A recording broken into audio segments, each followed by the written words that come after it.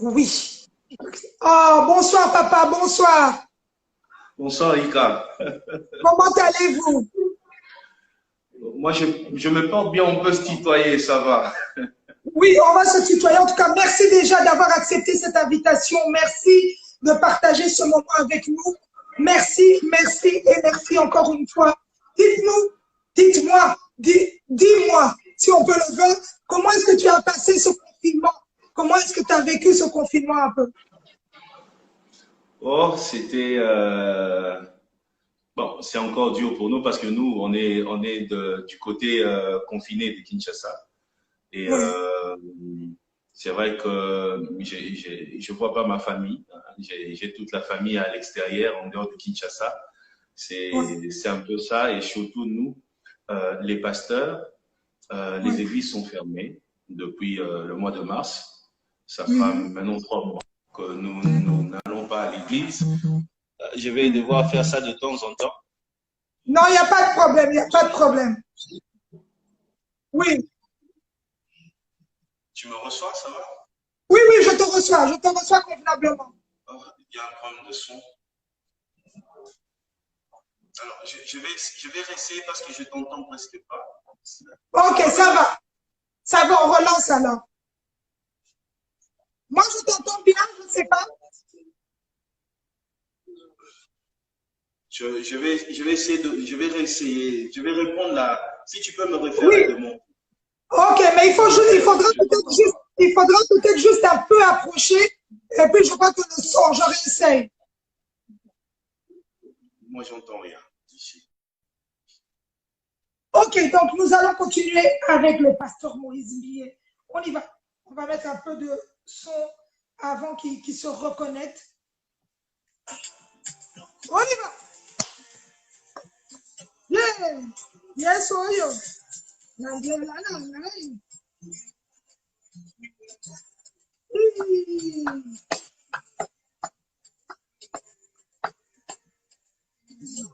oh yo. Yes,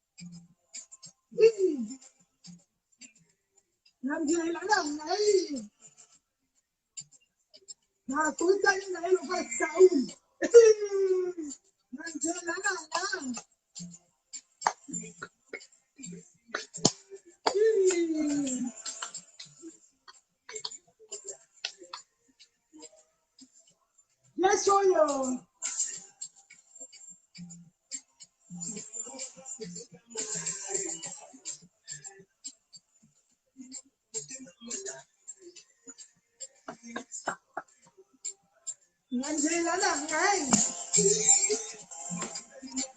Yeah.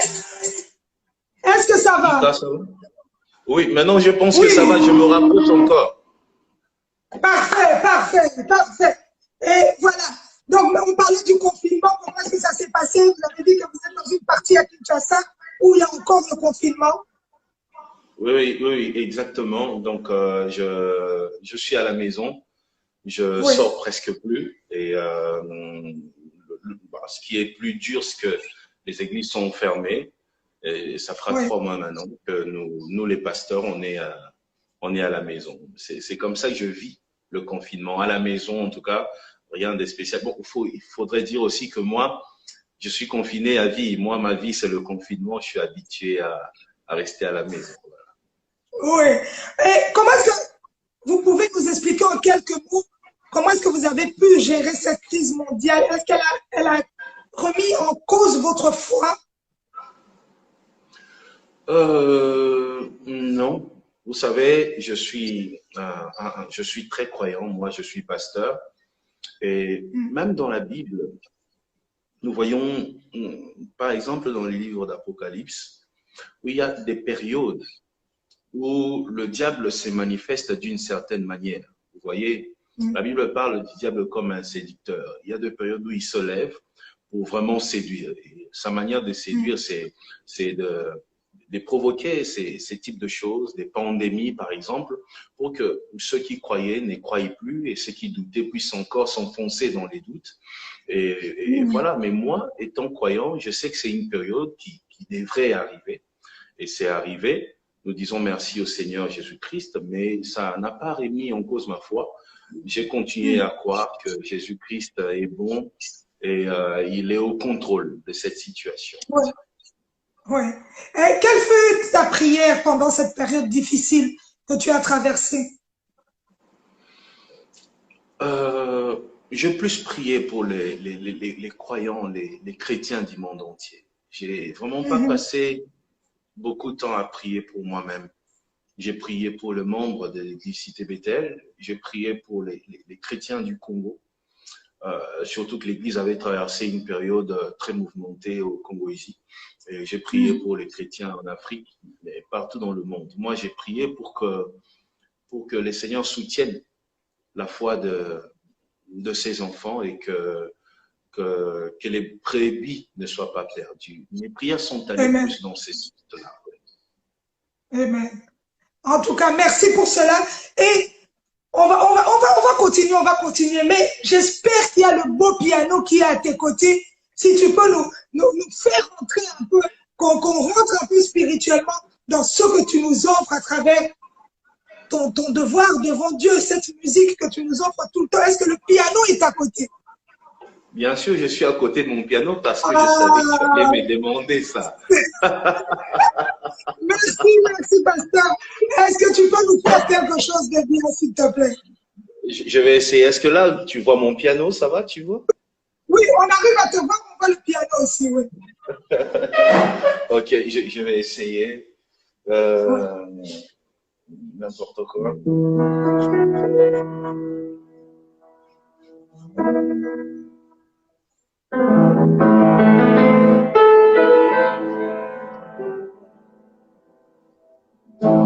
Nalikolo ozolala te, obatelaka ngai, obundelaka nga, bisika nyonso natie matambe, ezopesamela nga, nalingi nanga seo, banjelu lelo baza neseko, omokonzi yango ya ye wana telemi, ayoki kolela ya banana, kolandana ye ezalaki ya pamba te, lelo tala Zambe malamu olu na yo nde komisima bisiko nyonso, mawa na yo nde lokolingaka tia pasi na bosani te. Je suis prêt à tout, nakolanda nzela na yo ata moko nyonso ezalaki na ntina ekomi pamba, nakutani na yo na nzela nanga.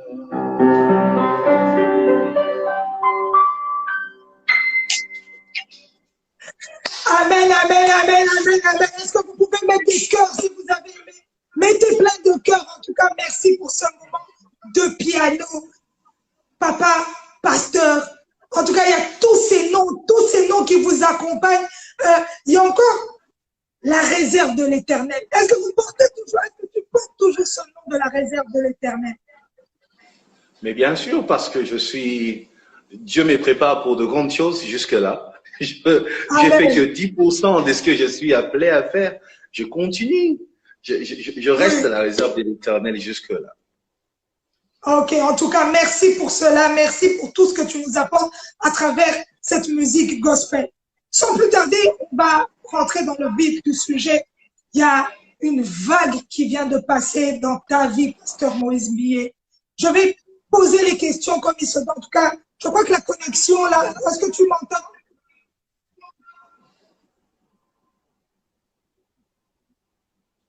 La connexion est un peu floue. Est-ce que tu m'entends? Oui, là, j'entends. Là, je reçois. Ok. C'est parce que là, la connexion est un peu floue. On voit ton visage un peu flou, mais ça va. Je suis là. Ok, voilà. On va parler de tout ce qui s'est passé. Tu as été traduit en justice pour viol sur mineur, avortement. Qu'en est-il exactement? Papa Moïse Mbié et pasteur Moïse Mbié, aujourd'hui, on a la chance de t'avoir après tant de jours de silence. On aimerait bien un peu t'entendre sur ce sujet-là. Ben déjà pour commencer, j'ai oublié de te dire une chose. Je te dis merci parce que pour moi, c'est ma toute première fois de faire un live Instagram de toute ma vie. Merci. C'est ma toute première fois. Et c'est vrai que il y a eu toutes ces choses. Tout a commencé, je pense, en 2000, en 2019, lorsque j'avais bon, l'un de frères qui travaille dans le protocole à l'église avait reçu un monsieur qui s'appelait, un jeune garçon, hein, c'est un jeune garçon du nom de Alvin. Alvin, c'est ça. Il venait pour me voir, mais bon, comme fallait absolument passer par le protocole, c'était un peu compliqué, mais il disait, dites au pasteur qu'il y a un complot contre lui. Le monsieur là, Alvin, c'est depuis, je crois, novembre de l'année passée. Il y a un complot contre lui, il y a ça qui se fera, on dira ça, on fera ça. Mais vous savez, je suis un peu habitué au combat et moi, je minimisais ça, je disais au protocole, non, ne faites pas attention, non, non, non. Et il revenait, il nous donnait même des dates, à tel jour, il y a eu une réunion, dans telle église, avec telle personne, tel pasteur était là. C'était ça. Et moi, j'ai négligé tout ça. Et après, il y avait aussi de personnes qui m'envoyaient de messages de menaces. C'était « tu vas mourir ». Le message disait « tu vas mourir ». Et en même temps, il y avait aussi des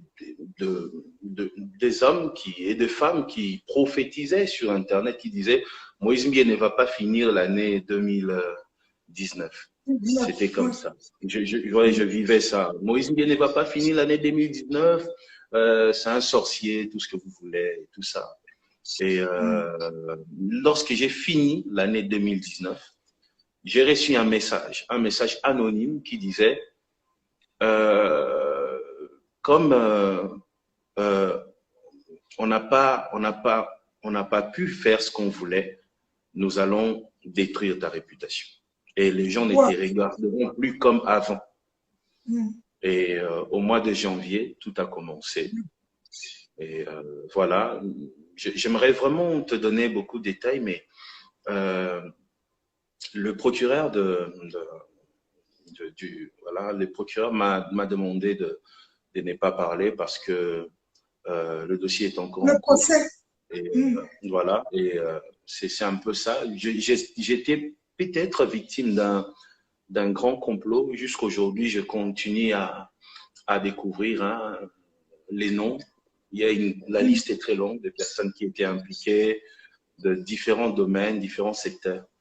Mais je ne suis pas mort. Donc, en fait, tout ce qui s'est passé, c'était un plan B. Le plan A, c'était que je meure. Et comme je suis encore vivant, voilà, les plans B, c'était ça. Voilà. C'est juste ça. Pasteur Moïse Mbie, on a parlé de beaucoup de choses. Parce que là, c'est vrai qu'il y a certaines choses, vu c'est dans les mains des avocats et du juge, mais on a parlé de tentative de meurtre sur un avocat. Est-ce que tu as commandité cela, cet acte-là? Bon, écoutez, j'avais appris ça aussi via les réseaux sociaux, comme tout le monde. Je voyais tout ce film qui était bien réalisé en tout cas. Et personnellement, moi, j'avais contacté la police de Kinshasa. Et la police avait réussi à mettre la main sur l'avocat, le monsieur qui disait être menacé, agressé par des hommes envoyés par Moïse, même avoir reçu des balles.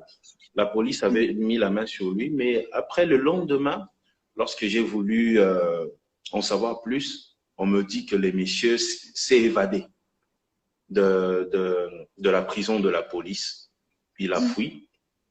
Alors, je n'ai jamais compris parce que mon objectif, c'était qu'on aille à l'hôpital pour vérifier est-ce qu'il a été blessé et puis c'est qui l'avait envoyé. Nous, Oui, on oui. voulait en savoir plus et puis si c'était moi le commanditaire, que je sois soit condamné ou quoi.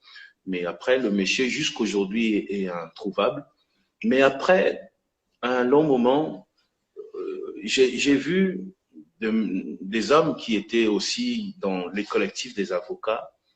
J'ai vu aussi via les réseaux sociaux qui sont passés, qui ont dit, il y en a qui m'insultaient, qui m'appelaient, qui disaient je suis un tueur en série, toutes ces Oui, choses. Après, toutes ces personnes qui m'insultaient tous les jours sont passées à la télé pour dire non, nous on est des avocats. Vous savez, quand on est avocat, parfois on est prêt à faire un montage oui. pour arriver à ses fins. Vous voyez. Mhm. Alors, je dirais que c'est parmi les montages qui ont été faits par ces avocats. Jusqu'aujourd'hui, le monsieur est introuvable. Moi aussi, comme toi, je le cherche. Et je lance même un appel à sa famille. Si jamais vous retrouvez le monsieur que j'avais blessé par balle, en tout cas, aidez-nous à le retrouver, à l'envoyer à l'hôpital et surtout que je sois condamné. Vous voyez, Oui, jusqu'aujourd'hui, le monsieur est introuvable. On ne sait pas où il est. Bon, ce sont des bons avocats, en tout cas, ils sont prêts à monter un film comme ça pour défendre leurs clients. Et oui. quand tu devrais avoir des avocats comme ça qui sont capables de faire des choses comme ça. Je vais en chercher aussi. Il y a, bon, c'est vrai que dans toute cette histoire, il y a eu aussi l'empoisonnement de 10 musiciens. C'est quand même énorme. Mais toutes ces personnes-là, on n'a pas entendu parler de décès. C'est ce qui cloche un peu. On a entendu empoisonnement, même s'il était l'arsenic. Moi, j'ai un peu fouillé, donc je me dis, à un moment donné, le pasteur Moïse Mbi est allé chercher vraiment cette vieille, comment on appelle cette vieille, ce vieux poison. Il a trouvé ça. C'est quand même un peu trop. Dites-moi un peu sur cette histoire de arsenic encore. Bon, et je vais parler encore. C'est bien de te voir. Laisse-moi te dire, ça fait plaisir de te revoir. Ça fait Merci. longtemps quand même. Écoute, j'ai été contacté, je me souviens, mon avocat était aux États-Unis et celui qui était tombé sur cette vidéo, c'était un matin. Il m'a dit, pasteur, regarde un peu ça. Et je suis entré moi aussi pour suivre une émission où on disait, sans le dire vraiment, que j'avais empoisonné des frères, des sœurs. Et gloire à Dieu pour moi, la personne qui le disait citait de nom. Et à un moment, la personne a cité le nom d'une personne que je connaissais, qui est assez proche de moi, et j'ai son numéro. Et la personne avait cité Madame Adassa Toto. Oui. Vous voyez? Et la fameuse Adassa Toto, si vous voulez, c'est elle qui organise les chœurs dans mes albums. Donc, quand vous écoutez mes albums, si les chœurs est bon, c'est Adassa qu'il faut dire merci. Vous voyez? Elle travaille avec beaucoup de musiciens. Et directement, j'ai pris mon téléphone. C'était un matin. J'étais derrière en train de manger. J'ai dit, ah, Adassa, ça va? Oui, ça va, papa. J'ai dit, tu es empoisonné, j'ai appris. Elle me dit, moi aussi, j'ai vu ce matin, comme tout le monde, sur les réseaux sociaux que je suis empoisonné. Mais moi, je suis chez moi à la maison. En tout cas, je me porte bien.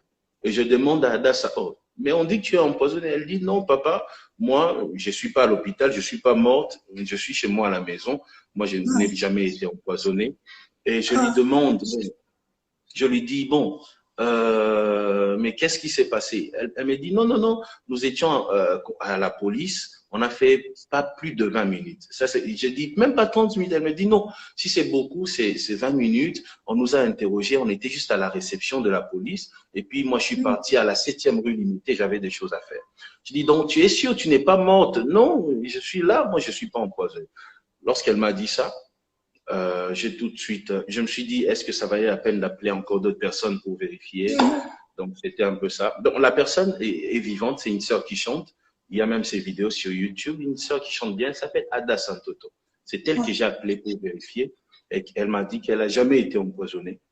Bref, moi aussi, j'ai découvert arsenic comme ça lorsque j'ai entendu ça. Je suis entré aussi sur Internet, Google, pour voir c'est quoi arsenic et tout. Oui, Et voilà, et je me demande tous les jours, j'empoisonnerais pour quel intérêt? c'est ça. En tout cas, as-tu été soutenu par tes collègues chrétiens, les gens qui sont dans le même milieu que toi? Alors, tu as décidé de me tuer aujourd'hui, Tirika. Bon, très bien. Euh, Tu sais, la belle chose avec les chrétiens, les pasteurs, les prophètes des évangiles, c'est que un chrétien peut ne pas te soutenir physiquement, mais Ouais. spirituellement, peut-être la personne a beaucoup prié pour toi. Donc, je dirais pas que j'ai pas été soutenu par les chrétiens parce que il y en a sûrement qui ont prié pour moi partout dans le monde. Il y en a qui Ouais. suivent cette émission. Il y en a qui ont gêné et prié pendant tout ce moment de tempête. Mais physiquement, j'étais très touché. Vous savez, il y a l'évêque Mukuna, vous permettez que je parle un peu de ce qui s'est passé. Oui. Et il y a l'évêque Mukuna, un dimanche, bon, il a tenté d'abord d'entrer en contact avec ma sœur Lidimbi à plusieurs reprises. Oui. Et après, il a envoyé des avocats. Ça, j'étais très touché. Il a envoyé des avocats à un culte de dimanche. Et pourquoi? Il disait, je ne comprends pas pourquoi cette affaire prend beaucoup de temps. Peut-être que Moïse Bié n'a pas des bons avocats. Je vais lui envoyer mes avocats et à ma charge. Il paye rien. Et ces avocats sont venus, mais on ne s'était pas croisés. Et je te dis, ça faisait je pense, plus de 15 ans que j'avais pas vu l'évêque Mukuna. Plus de 15 ans. Vous voyez, un papa, plus de 15 ans, vous voyez pas. Et j'avais même pas son numéro de téléphone, mais il a cherché le numéro de ma sœur.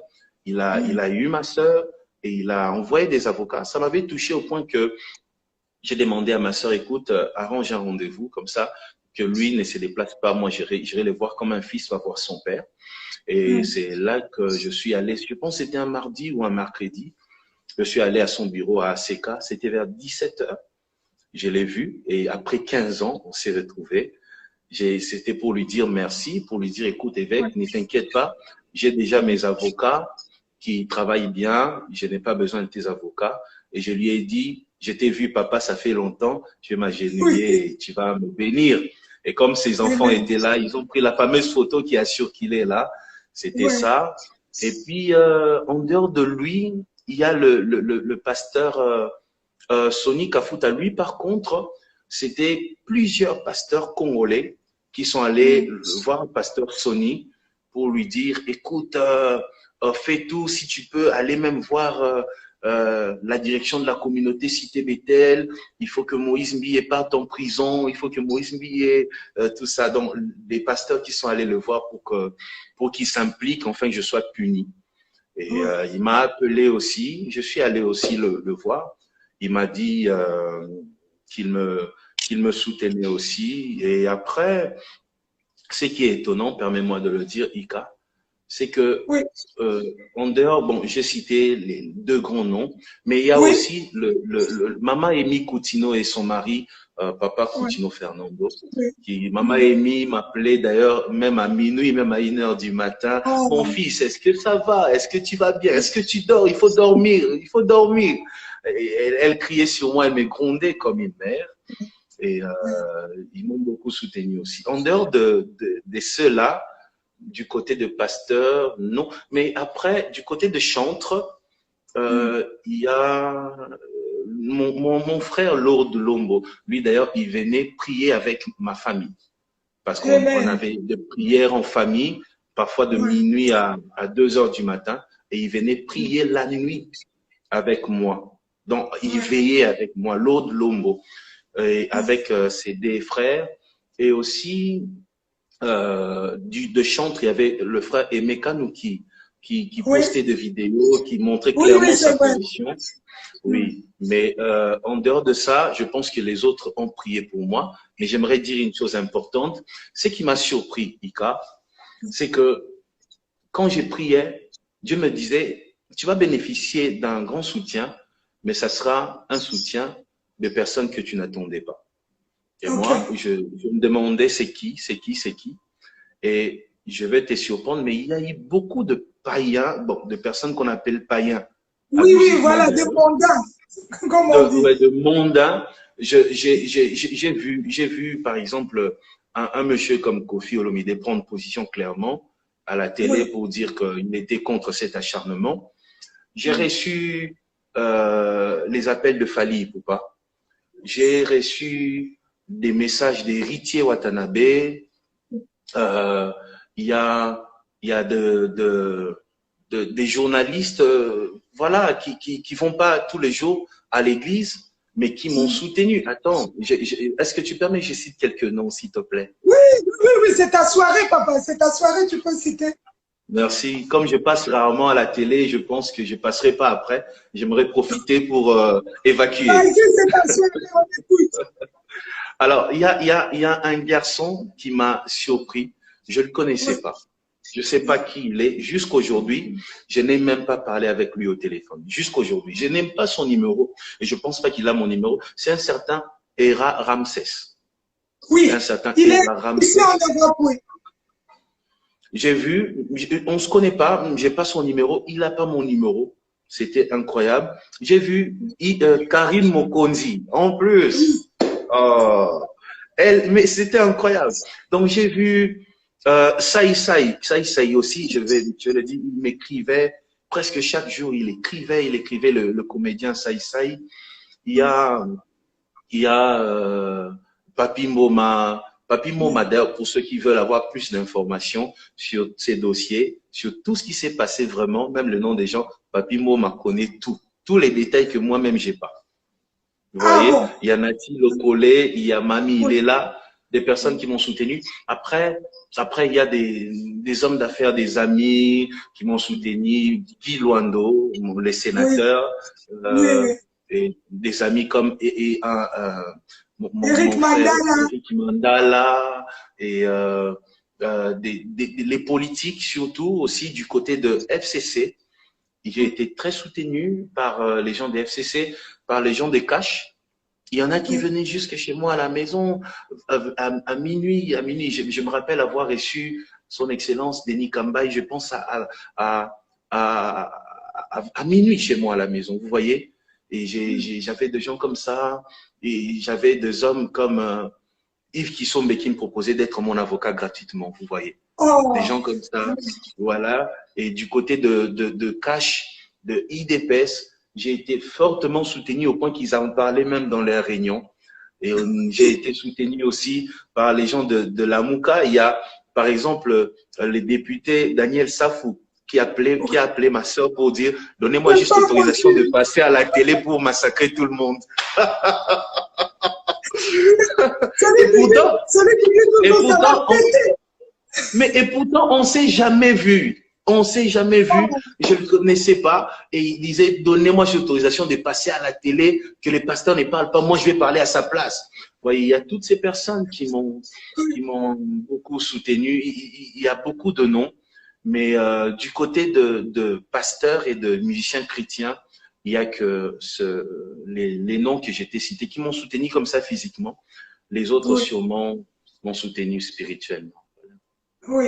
En tout cas, merci. Merci à toutes ces personnes qui vous ont soutenu aussi, que nous n'avons pas cité, parce que des fois qu'on cite les noms comme ça, après, ah, Moussana Kingaï. Donc, on remercie tout le monde. Donc, c'est important de le dire aussi.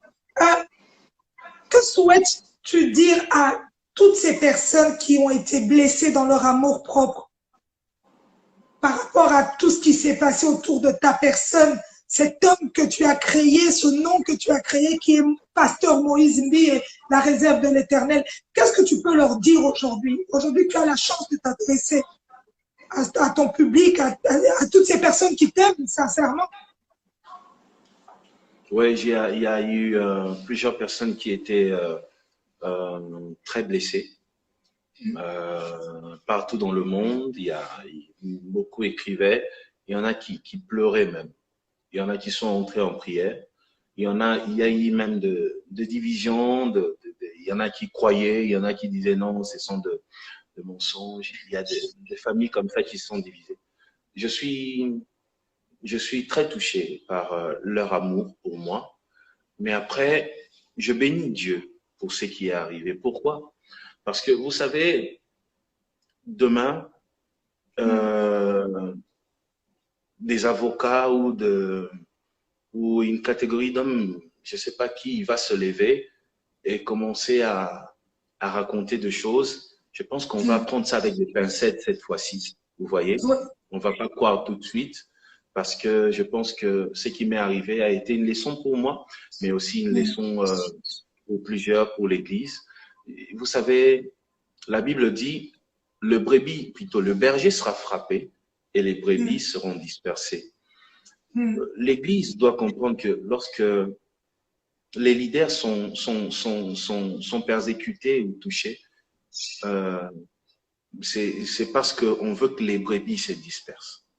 Vous voyez, lorsque un leader est touché, c'est une génération qui est visée. Amen. Vous voyez. Alors, ils ont compris ça. Il y en a qui ont compris en retard. Il y en a aussi qui étaient emballés. Mais après, je pense que Dieu s'est servi de mêmes personnes qui ont dit tout ce qu'ils ont dit sur moi. Dieu s'est servi de ces mêmes personnes pour éclairer. Et tout ce que vous avez entendu là, dans des voices, les voices que nous tous nous avons reçus, c'est exactement comme ça que les choses se sont passées. Et voilà, je dis à toutes ces personnes d'être vigilants. Et sachez que votre amour m'a vraiment touché, vous qui avez prié pour moi, pour tout ce que vous avez fait. Continuez à faire confiance à votre Dieu. Et chaque fois qu'il y aura une tempête, allez au pied du Seigneur pour l'écouter, lui demander, Seigneur, qu'est-ce qu'il faut faire? Est-ce que tu es avec cet homme ou pas? Je pense que la meilleure chose à faire, c'est ça. Parce que si on s'est mis à écouter, demain, aujourd'hui, vous savez comment c'est. Moïse Mbi est magicien. Après, Moïse Mbi est franc-maçon. Après, Moïse Mbi est guégué. Quand Guégué a commencé, mais c'était le monde entier qui était emballé. Une histoire d'un Dieu qui n'existe pas. Son temple n'existe nulle part. Il n'y a aucun adepte de Guégué à part Moïse Mbi.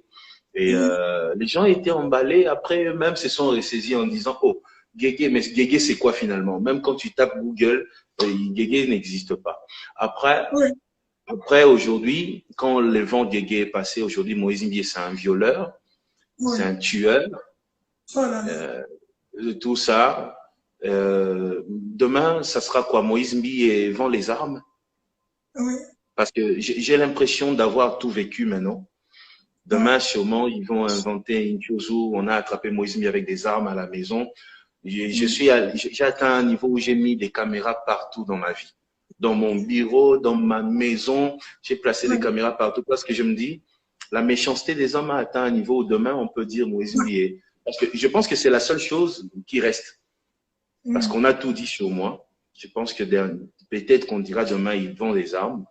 Alors, je demande au peuple de Dieu d'être vigilant. Et n'oubliez pas cette phrase, lorsqu'un leader est visé, lorsqu'un leader est plutôt combattu, c'est la génération qui le disait. C'est tout. On veut que l'Église puisse perdre la foi, que ceux qui croyaient puissent ne plus croire. C'était ça l'objectif. Et je pense qu'une personne a dit à la télé avoir soutenu une personne pour détruire l'Église. Vous voyez, dans l'objectif, le combat n'était pas contre Moïse Mbi, le combat c'était contre l'Église. Merci à eux de continuer à m'aimer encore. Et soyez vigilants maintenant lorsque vous verrez vos leaders combattus, massacrés. Sachez que c'est la génération qui est visée. Voilà. Oui, en tout cas, la génération est visée. Je vois quelqu'un qui a écrit un mot. Il y a eu beaucoup de messages positifs quand vous parlez. Il y a quelqu'un qui a écrit Tolingakayo Kakabongo. Donc, je crois que c'est quand même fort comme message. Je crois que c'est important de le dire aussi que malgré les vents et malgré, comme on dit, le pasteur Moïse Mbi est aimé. Je vois plein de cœurs. J'aimerais bien que vous puissiez ressentir ça aussi, qu'il y a quand même un côté des gens qui vous apprécient énormément. Pasteur Moïse Mbi, il y a quelque chose qui vous caractérise. On a vu ce silence-là, mais il y a le calme absolu.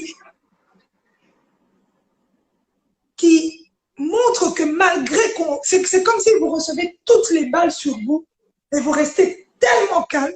Vous avez tellement géré la situation avec une telle sagesse. Est-ce que c'est une stratégie de communication ou c'est réellement Moïse Mbi en soi? Vous savez, Ika, lorsqu'on reçoit le Saint-Esprit, le Saint-Esprit influence la nature de l'homme. Yes. Afin que tu puisses ressembler à Dieu, à Jésus-Christ. Vous voyez? J'étais jadis une personne agitée aussi, moindre vent, je tremblais, je pleurais, je m'emportais comme tout humain. Mais après de moments de prière, des jeûnes, j'ai appris à laisser le Saint-Esprit dominer sur moi. On a tous deux dimensions. On a le côté physique et la dimension spirituelle. Maintenant, c'est à toi de choisir qui laisser prendre les déçus. Vous voyez, quand il y a un vent, je te pose une question. Ika, tu as 2 chiens. Tu as 2 chiens chez toi et tu nourris tout le jour un chien. Ça fait 1 mois, tu nourris un seul chien. Tu le nourris bien avec des vitamines, tout ça, le chien est fort. Un autre, tu nourris jamais. Et après, un jour, un voleur entre dans la maison. Quel est le chien qui aura la force d'attaquer? C'est le chien qui mange. C'est lui qui mange. Vous voyez, et c'est la même chose avec l'homme. L'homme a comme 2 chiens à l'intérieur, dans son esprit. Il y a ton côté, le moi, ton côté toi qui apparaît. Ton côté toi, c'est parfois ton orgueil, c'est le manque de maîtrise. Mais il y a le côté où le Saint-Esprit a travaillé, ton esprit, vous voyez, renouvelé. Et il y a ce côté-là aussi qui apparaît lorsque tu nourris. Maintenant, moi, j'ai choisi de nourrir mon côté spirituel que mon côté charnel. Vous voyez? Et chaque fois qu'il y a un vent, c'est mon côté spirituel qui réagit directement. Et mon côté spirituel me dit, reste calme. Le Seigneur est au contrôle. Garde la foi. Et j'ai tellement nourri ce côté que c'est devenu ma nature. Aujourd'hui, c'est même plus pour les médias. Si tu viens dans ma vie et que tu me cherches un problème, tu seras surpris par mon calme. Je parle pas.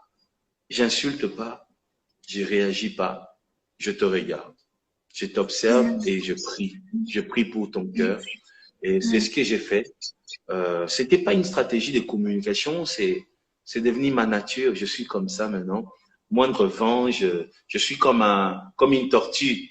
J'entre dans ma carapace et je me cache. En tout cas, je crois que je vais commencer à faire ça aussi. Quelle sagesse! Mon Dieu, vraiment, être comme la tortue. Donc, quand ça vient, on rentre dedans, on attend que ça finisse et puis on ressort. En tout cas, merci pour cette sagesse, Pasteur Moïse Mbi. Et on ne doit pas oublier que pendant cette période de confinement, on a perdu un frère, un papa, qui était pour vous un frère, qui est aussi pour nous un frère, Pichumbi. Comment est-ce que vous avez traversé cette période difficile?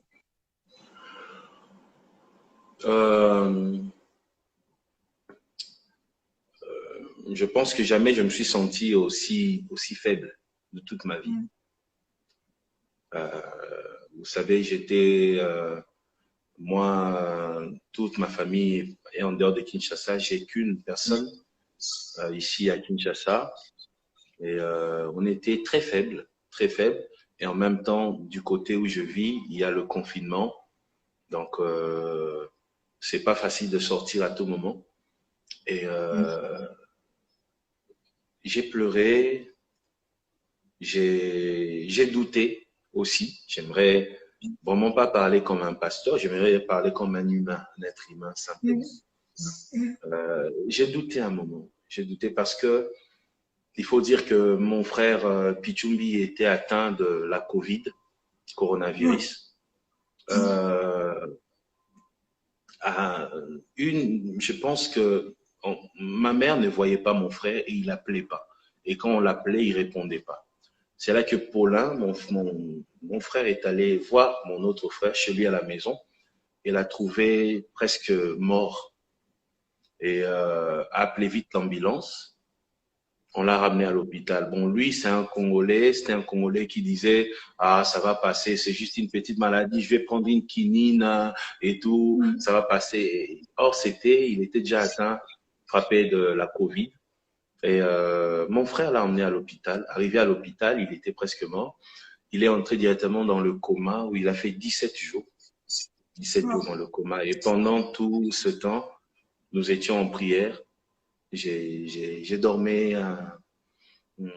presque plus et on espérait, on croyait qu'il va se relever et on voyait même des choses positives quand on priait. Dieu nous disait des choses positives, de continuer à espérer. Et après 17 jours, les médecins ont appelé la famille pour dire qu'ils sont obligés de débrancher et qu'il ne va plus tenir d'ici minuit. Donc, il vivait avec une respiration artificielle. Et voilà, on a débranché. Et puis, c'est comme ça que le berger Pichu est parti, après 17 jours dans le coma. J'ai douté parce que je me disais, Seigneur, j'ai prié, dis-moi ce que je n'ai pas fait. Et il y avait un découragement dans mon cœur, mais il y avait aussi des personnes qui m'envoyaient à tout moment des messages d'encouragement. Il y a surtout un jeune prophète qui m'a envoyé un message d'encouragement qui s'appelle Disachi. C'est ça son nom. Et il m'avait envoyé un passage biblique de Job qui disait, si toi-même tu as prêché les autres qui se sont relevés, et maintenant qu'aujourd'hui ça te frappe, tu commences à te décourager. Ouais. Il était en train de prier, il a reçu un message comme ça pour moi. Lorsqu'il m'a envoyé, vous savez, c'est le moment où même toi, prédicateur, tu as besoin d'être prêché, tu as besoin d'être exaucé. Bien sûr.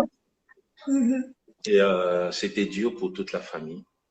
Et c'est ce message-là, de ces prophètes-là qui m'a relevé. C'était très dur, c'était très dur.